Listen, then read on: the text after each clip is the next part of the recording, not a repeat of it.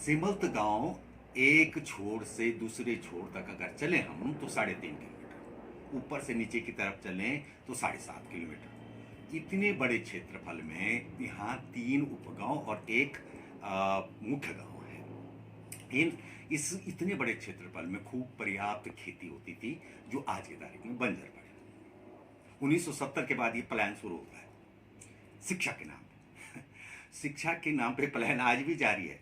1980 में बीच में जब अकाल पड़ा था तब ज़्यादा पलायन हुआ था, लेकिन आज की तारीख में भी जो पलायन हो रहा है उसके पीछे कारण यही बताया जाता है कि हम जी शिक्षा के लिए बच्चों को अच्छी पढ़ाई करनी है, उसके लिए यहाँ से पलायन कर रहे हैं। अब हम देखें गांव में 171 परिवार हैं। उन 171 परिवारों में से सिर्फ 33 परिवार हैं जो गांव में रह रहे हैं। वो जो गांव में 33 परिवार रह रहे हैं वो भी खेती नहीं कर रहे। क्यों? क्योंकि जब भी इधर उधर वो खेती करते हैं तो जंगली जानवर आके उनके वो जो फसल है उसको खा जाते हैं। ऐसा क्यों हुआ? क्योंकि ज़्यादातर लोगों ने खेती पलायन कर गए तो खेती बंजर हो गई, उसमें झाड़ियाँ उग गई और उन झाड़ियों की वजह से जानवरों का घर वहीं हो गया जो खेत थे। यहाँ तक कि जो सिंचित खेत है उन सिंचित खेतों में भी बिल्कुल बंजरपना पसरा हुआ है, वो भी बंजर पड़े हुए हैं। तो ये 1920-21 में जब ये सड़क गांव की तरफ आई है, जो प्रधानमंत्री ग्राम सड़क योजना, उस सड़क आने से लोग वापस आ रहे हैं। 8-9 परिवारों को तो मैं ही जानता हूँ। वो गांव में क्यों आ रहे हैं? अपने मकान बनाने के लिए सर्दियों में और गर्मियों में, ताकि जो अपना शहरों में नहीं होता वो प्रकृति का आनंद वहाँ मिल सके, ठंडा और ठंडियों में धूप। लेकिन इतने से नहीं चलेगा। जो बंजरपन पसरा हुआ है वो आपको आनंद नहीं देगा। जो चारों तरफ झाड़ियाँ हैं वो आपको आनंद नहीं देंगी।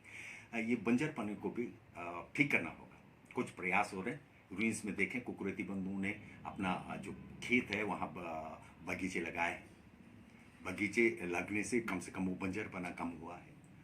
ऐसे दूसरे प्रयास हुए हैं। मैंने भी प्रयास किया था कि मोटी इलायची का कुछ वो करें, लेकिन यही है कि ज़्यादातर लोग करेंगे तभी जाके जंगली जानवरों से रक्षा हो सकेगी। झाड़ियाँ नहीं रहेंगी तो मेरा यही मानना है कि टूरिज्म की दृष्टि से भी बहुत अच्छा क्षेत्र हो सकता है। खूब हरियाली है, वहाँ पर्याप्त खेतें, 3 उपगांव और एक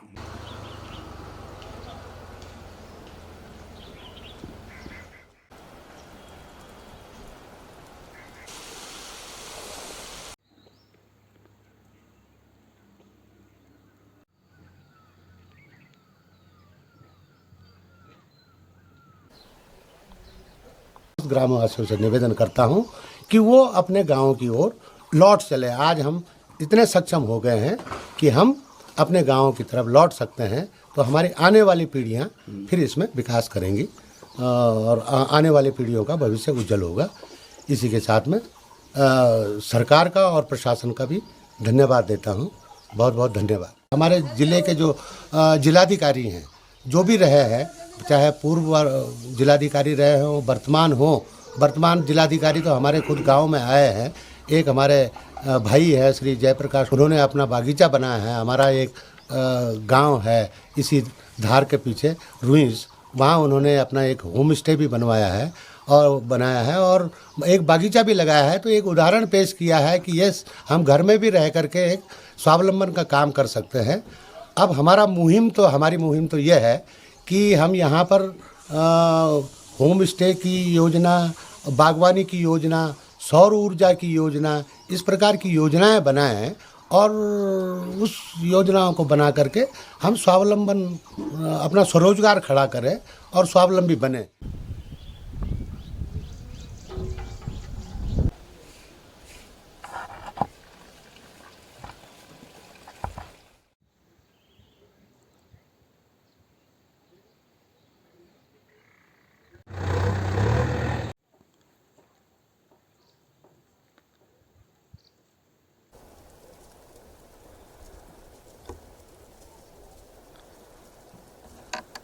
रमाकांत नौटियाल समय रमाकांत मैं बहुत साल पहले 45 डेढ़ 2 महीने थोड़ा ज़मीन लेने तो वो बनाई मैंने।